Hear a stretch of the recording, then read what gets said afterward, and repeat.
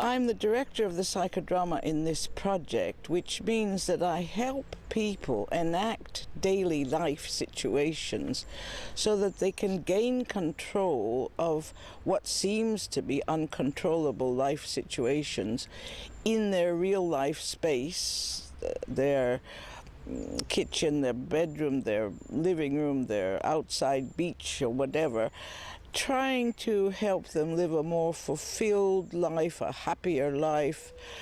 And we look at what's called a therapy of relationships. So the psychiatrist that I studied with, J.L. Moreno, who founded psychodrama, used to say that perhaps the psyche isn't inside us, the mind, but is interpersonally. So I have a psyche with you, an interpersonal relationship, and my psyche interpersonally with you might be different how you are with someone else. So we enact relationships and trying to make them more fulfilling and helping people not only know what their own mental state is, both in feeling and thought, but trying to understand what might be in the mind and heart of the other person so that impulse control can be helped through enactment and practicing ways of living without being punished for making mistakes. Psychodrama is a method in which there are many techniques, and with this population of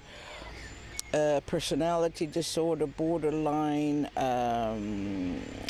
some persecutory, paranoid thinking, etc., within that whole spectrum of symptoms, we use two aspects of the psychodrama which are terribly important, which is role reversal, which is the engine that drives the psychodrama. That is to say, the Indians used to say, if you walk many moons in my moccasins, you'll understand me.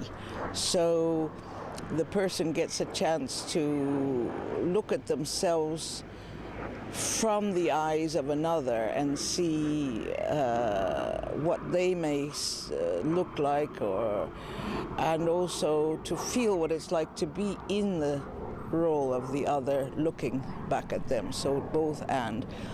Then within the psychodrama method, which is an enactment of real life situations, past, present, and future, using what we call surplus reality, which is the reality beyond what we know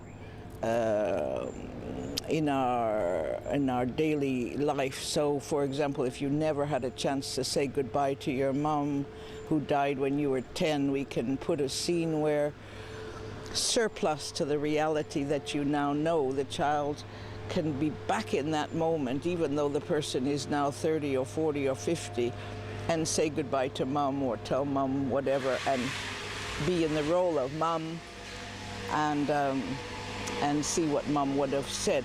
So we use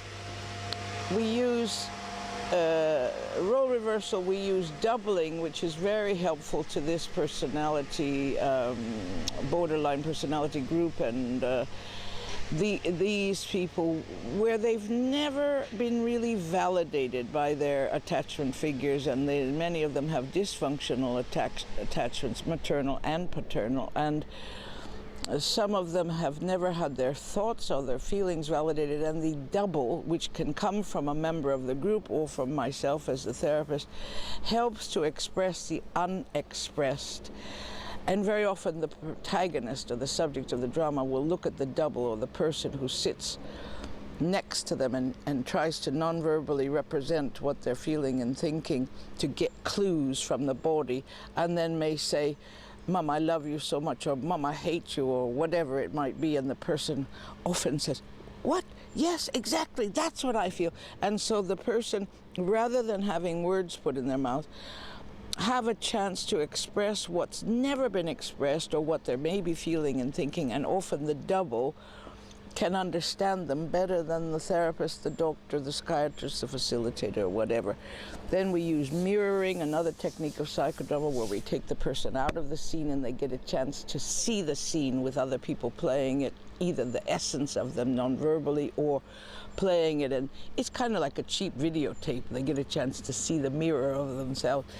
So lots of techniques that are very helpful for this population. Well, after 40 years, I think it's quite miraculous that people do free themselves and get rid of the webs of cognitive and emotional feelings and thoughts that have been stuck for many, many years. For example, in this group, we saw a young man who had never mourned the loss of a parent.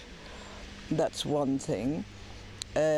Another member of the group who had been dreadfully physically and sexually abused and had from that point on been frozen physically, emotionally, sexually, and has had many suicide attempts and so on. And she was able to go from an image of a frozen mouth to expressing what was unexpressed at that time, and she was able to think her way through it and not try to understand the perpetrator, which happened to be a relative, not try to understand what, but to actually have validation for what she felt and thought, because in her case, as in many of the cases of victims of sexual abuse, the other parent doesn't believe them. And so at that moment, the child feels like an orphan. Dad did it, and mom doesn't believe you, so that child is then orphan. So in that case, she felt enormously relieved that she got unstuck from feeling absolutely paralyzed for probably 30 years. Now, the other aspect of it is that the group is a sounding board and was very supportive and was able to share that she wasn't the only one in life who's been physically, sexually abused, and a lot of people had similar experiences and supported her visit there. But I think, you see, we have to be very careful not to re-traumatize, and so very often the person can narrate the scene, can distance themselves from it, can look at it from a different angle. But many of these patients have videotapes of trauma that has happened, and they can't close that videotape, they can't shut that videotape until there's some kind of action closure or verbal or non-verbal closure. And so that's very helpful for some of these patients who have been so dreadfully hurt by dysfunctional attachments. And so we've seen some quite miraculous effects of the psychodrama with these particular people wanting to live, who'd attempted suicide many, many times, wanting to live, looking at in action what they might want to live for. What are the aspects, the kids, the possible work, the future, so we can look at the future in action, which is called future projection, and give some people hope where there's been no hope. And I think it's been very effective, yeah. Well, because I was trained by Moreno, who felt he wanted to make a better society and heal the sickness in society, and on his urn it says in Austria, "I want to be remembered as the man who brought joy and laughter into psychiatry," which is a very important point. We need to take humor seriously. But the encounter is the basic tool, the basic bit here in every psychotherapeutic venture, if it's individual or if it's in groups. Eye to eye, face to face. When you are near, I take your eyes out and place them instead of mine. And when I am near you, I take your eyes out and place them, and you take mine and place them instead of yours. And I will look at you with your eyes, and you will look at me with mine. So I feel understood finally and heard finally. And so the encounter is the basis of this kind of work. Moreno used to call it a therapy for fallen gods. And I guess we have to be very humble in life to begin again, dream again, hope again, start again, and do this in action.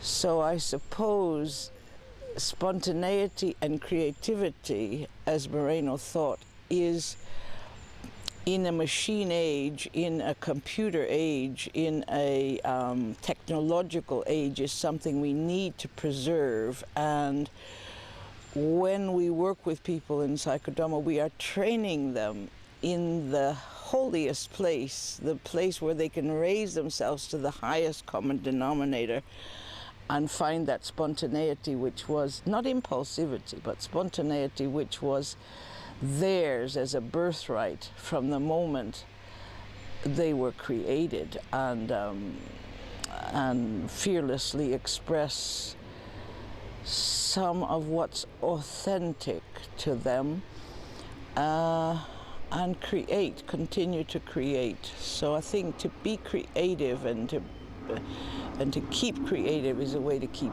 young.